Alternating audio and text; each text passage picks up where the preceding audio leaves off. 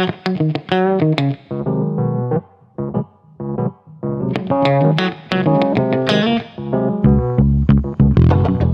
friends, welcome to another interesting episode of English Unleashed for All.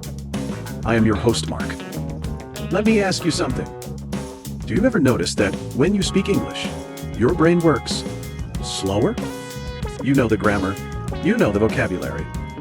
But before you speak, something happens. You translate from your language to English, sentence by sentence, and by the time the words come out, the moment is already gone. If that sounds familiar, stay with me. Because today, we're not talking about vocabulary. We're not talking about grammar rules. We're talking about how your brain processes English. And more importantly, how to change that. Are you stuck in the translate in your head loop? Even after years of studying English? What if you could skip that step completely? What if English came out of your mouth the same way your native language does? Automatically, without effort? In this video, I'll show you cognitive bridging strategies that connect what you already know directly to fluent English. Forget rote memorization. The secret to real-world English fluency is not more vocabulary lists. It's not another grammar book. It's about rewiring how your brain connects ideas to language. I'll show you how to bridge your thoughts directly into English, so everyday life becomes your fluency training ground. You understand English? You really do. But conversations still feel clunky, unnatural, slow. That's not a talent problem. That's not a motivation problem. It's an approach problem. And today, we fix it. Section 1. Beyond memorization. Why your brain thinks differently in English. Let's start with an uncomfortable truth. Most English learners are victims of what I call the fluency illusion. You think, if I learn more words, I'll be fluent. But here's the reality. You can know 10,000 words and still struggle to speak naturally. Why? Because fluency is not stored in vocabulary. It's stored in patterns. Think about your native language. You'd think subject, verb, object. You think, meaning first. Language follows automatically. But in English, most learners do this. Think in their native language. Translate. Fix grammar. Speak. That's 4 steps. Fluent speakers use 1. Your first language built a cognitive blueprint in your brain.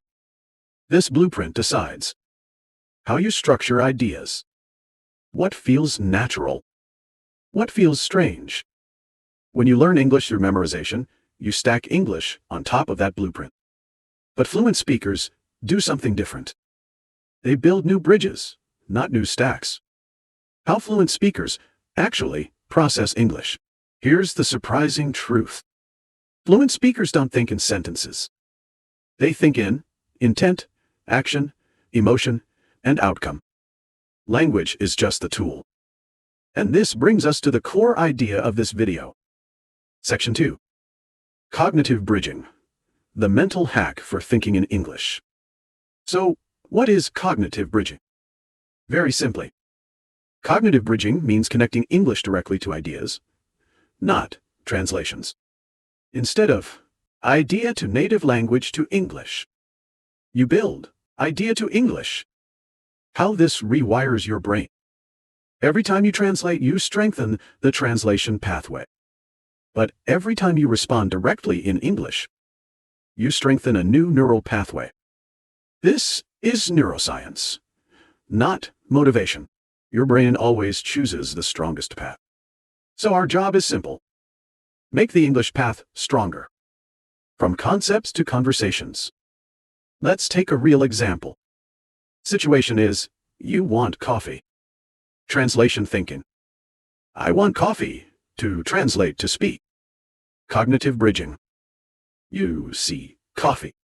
Your brain links desire to action to English phrase. I'll grab a coffee. No grammar analysis. No translation. Just response. This can be trained. And now I'll show you how. Section 3. Real-world application. Bridging digital and daily English. Let's apply cognitive bridging to real life. Most people think texting is informal, but it's actually perfect fluency training. Why? Because your thoughts are already short. Instead of translating, what is the correct English sentence? Ask, what would I say in one simple English thought? Examples. Instead of translating, I have understood your message. Bridge to, got it. Instead of, I will review and inform you later. Bridge to, I'll check and get back to you. You're not simplifying English. You're aligning English with how your brain already thinks. Here's a powerful technique. Think aloud in English during boring daily activities. While cooking, I'm chopping onions. I'll heat the pan. This smells good. While driving, I'm running late. Traffic is bad today.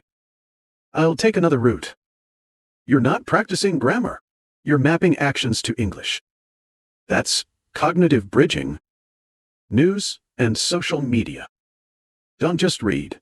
Respond, even silently. Ask yourself, what's my reaction in English? Not a perfect sentence. Just a reaction. That's surprising. I didn't know that. That makes sense. English becomes thought, not homework. Section 4. Strategic immersion, turning activities into fluency accelerators. Immersion doesn't mean moving abroad. It means changing how you interact. Active listening is the key here. When you listen to English, stop being passive. Ask, what would I say next? If someone says, I had a really long day at work, your brain should respond, that sounds exhausting. Same here. I know that feeling. Even if you don't speak, you're building response pathways. Entertainment is emotional. Emotion creates memory. While watching or gaming, pause, predict dialogue, and react in English. This trains speed and intuition. At the end of your day, tell a 30-second English story. Today, I woke up late. Had coffee. Worked on a project. Felt tired, but productive. Not perfect. Not fancy. Section 5. Your Fluency Blueprint, a daily action plan. Let's make this practical. The 5-minute daily bridging exercise. Every day, choose one activity. Name actions in English. React in simple phrases. That's it. 5 minutes. Every day. Consistency beats intensity. Personalized bridging prompts. Ask yourself, what do I do every day? What do I think every day? What do I complain about? Those are your bridging points. Fluency is not a moment. It's a system. And once English becomes your thinking partner, not your translation project, everything changes. You don't need more English. You need better connections. Build bridges, not lists. And English will stop feeling foreign and start feeling natural. This is Mark from English Unleashed for All. Please subscribe, like, and share this video. See you in the next video.